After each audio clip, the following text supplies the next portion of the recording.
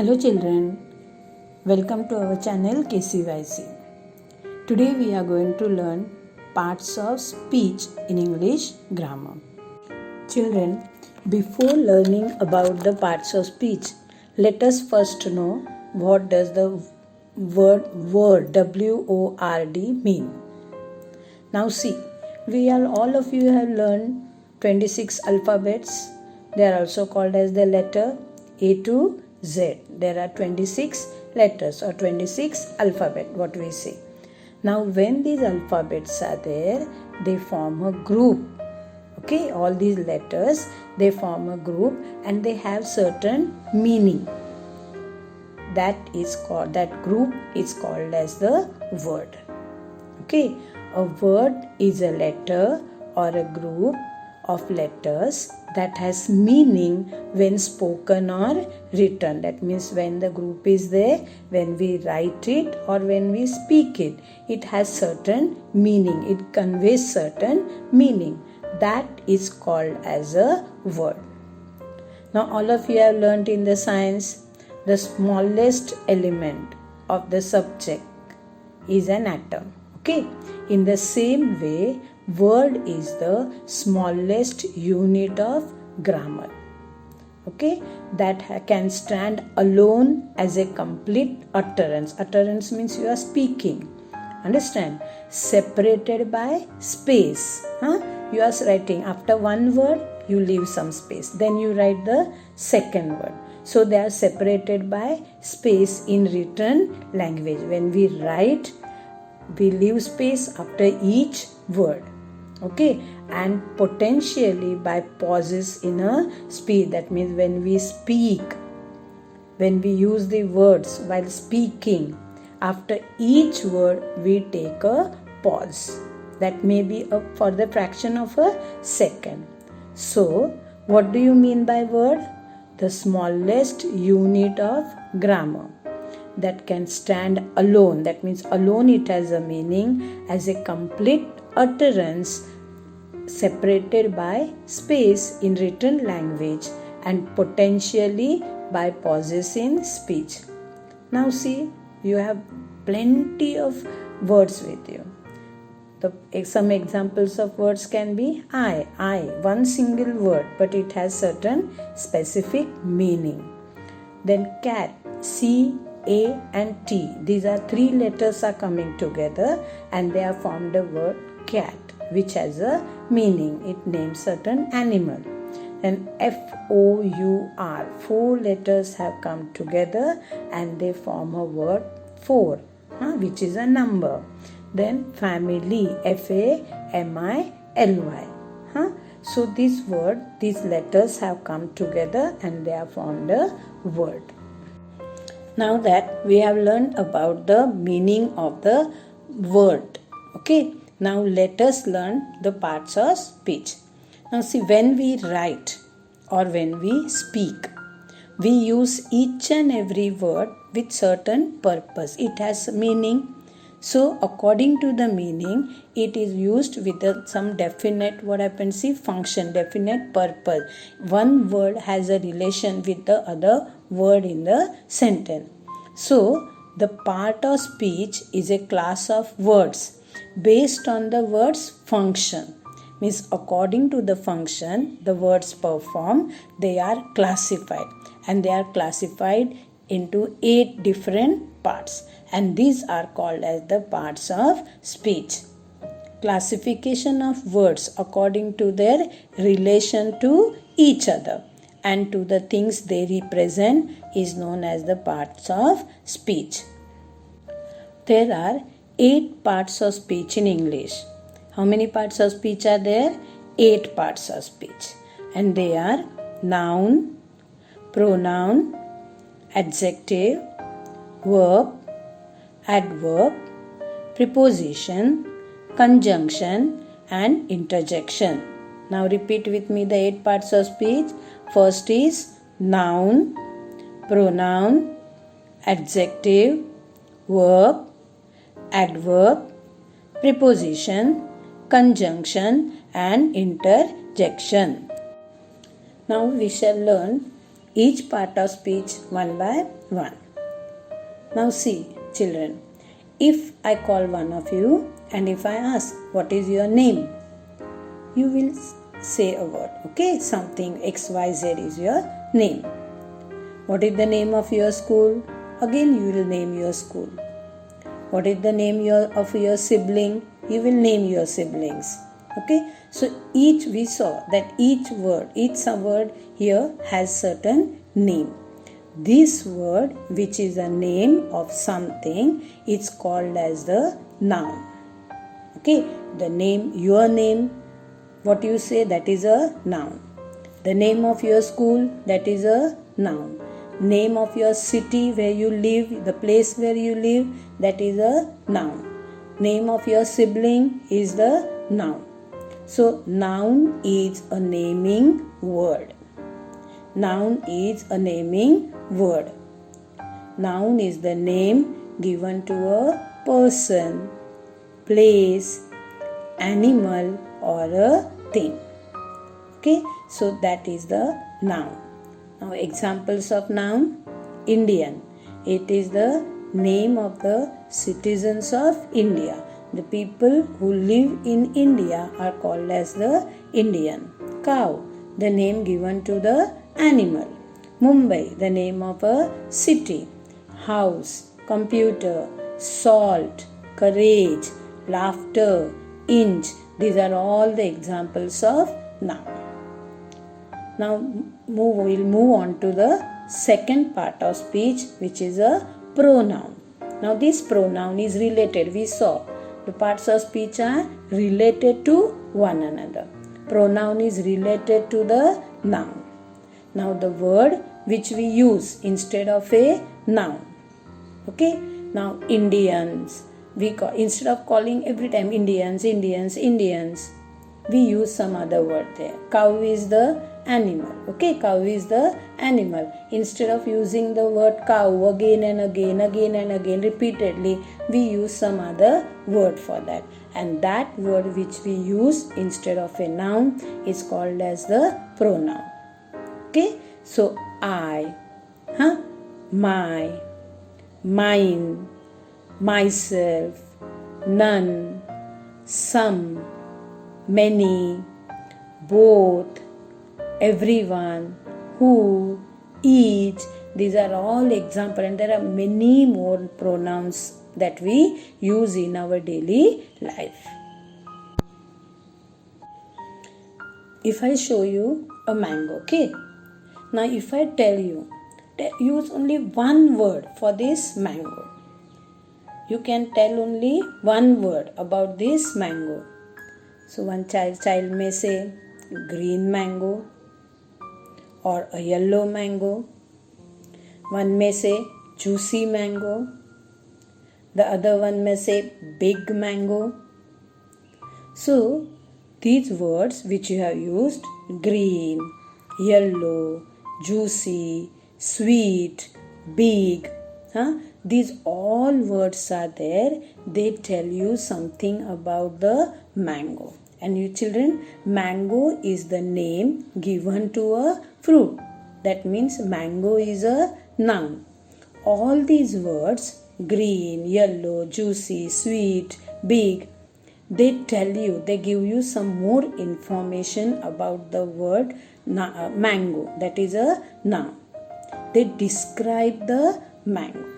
So the describing word, the word that describes the noun, it's called as the adjective. Okay, a word used with a noun to describe a person, place, animal, or a thing that the noun names. Okay, or to tell the number or quantity. How many mangoes are there? 2 mangoes. Okay, many mangoes or 2 mangoes. They tell you about the number or the quantity. Is known as an adjective. Adjective is a describing word. Examples are there: brave, most, good, adequate, to, that, own, personal, musical, etc. Now try to use all these words in the sentence. Okay. The next and very important part of speech is verb. It is an action word. Okay, verb is an action word. It indicates certain action. It indicates the state of being or condition. Now see, eating. Do the action. Okay, you can do the action and show. I am eating. Without uttering the word, you can show that. Walking. You can just move your legs and hands and you can show the action of walking. Okay, walk, talk, smile. These all words contain action. Okay, they show certain action. So these words are called as the verb. A verb is a word or a combination of words that indicate action or a state of being or condition. A verb is the part of a sentence that tell us what the subject performs. Subject is the doer of the action. The subject is mostly always a noun or a pronoun. If I say I eat a mango, the subject is I. Okay, what is I doing? Is eating, the action of eating. So eat is the verb. Verbs are the hearts of English sentences. Without verb, you cannot write a sentence. You cannot speak, you cannot write, nothing can be done. So it is the heart of the English sentence. The next part of speech is adverb. Adverb. It modifies or it tells you something more about the verb. Now when we say speak loudly. Okay, speak loudly. Now speak is an action word. It tells you something action. So it is a verb. To speak is a verb. How do you speak? Loudly. So the word loudly tells you, it modifies the verb speak. Walk fast. Walk is the verb, action word. Okay. Now walk fast. How to walk? Fast. So it tells about the verb walk. Fast tells you something more, gives you more information. It modifies the verb walk. Very good. Good is an adjective. It is a describing word. How good? Very good. It tells you information about the good, adjective. So these words are called as the adverb. An adverb is a word that modifies the meaning of a verb, an adjective or another adverb. It also modifies phrases and even whole sentence.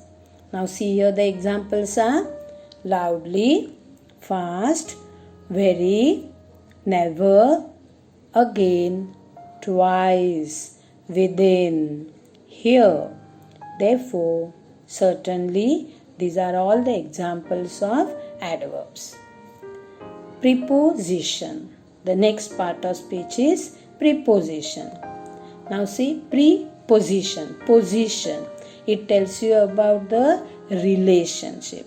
It tells you about the position. Position, relation between the two words. Then a preposition shows the relationship that exists between certain words in a sentence. The mobile is in my hand. Now see, the relation between my hand and mobile is shown with the word in. So in is the preposition. The teacher is standing near the board. So the relation between the teacher and the board is cleared by the word near. So near is the preposition. The cat is sitting under the table. The cat and the table. Relation is shown by the word under. So it is the preposition. So clear with your preposition.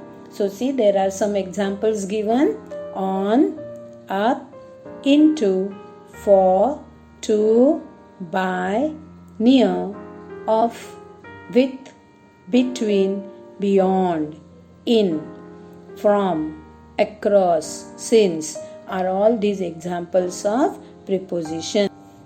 The seventh part of speech is conjunction. Very, very important as well as useful part of speech it is. In the coming years, you will see how useful this part of speech is.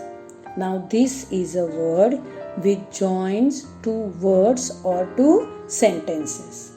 Understand? It has a connecting power. It has a joining power. It is a joining word. So, the word that joins two words or sentences is known as conjunction. My brother and sister go to school together. Now here, my brother and my sister, these two words are there. They are joined by the word and. Okay, and therefore and is a conjunction. It joins in this sentence, it joins two words. I am very much bored at home, but I can't go out. Now I am bored at home and I can't go out. These two sentences are joined using the word but. So here the word but joins two different sentences. So but is the conjunction. So what is conjunction? It is a joining word. See, there are given still is there, that is also conjunction, or is there, as well as. We say this is an important as well as useful. So one sentence tells you that it is important, the other tells you that it is useful. These both are joined using as well as. Then either or, for, so, yet, because, while, that, these all words are the conjunction. And now we come to the last part of speech, and that is interjection. Now what is an interjection? Ouch, I have got hurt. Or wow, what a beautiful scenery. Now this wow, when you say wow, your face and all become expressive. Your emotions are shown. When you get hurt, you feel very bad. You are hurt. You want to cry. Understand? And therefore that ouch is there. Okay. Now these words which tells about your emotion, which expresses your emotions or our feelings are expressed. These words are called as the interjection. So what is an interjection? An interjection is a word that expresses strong emotions or feelings that are called as the interjection. See, oh, alas, we have lost the match. View, then wow, bah, ouch, hurrah, ah. These are all the interjection. Here we come to the end of the parts of speech. Okay, so thank you.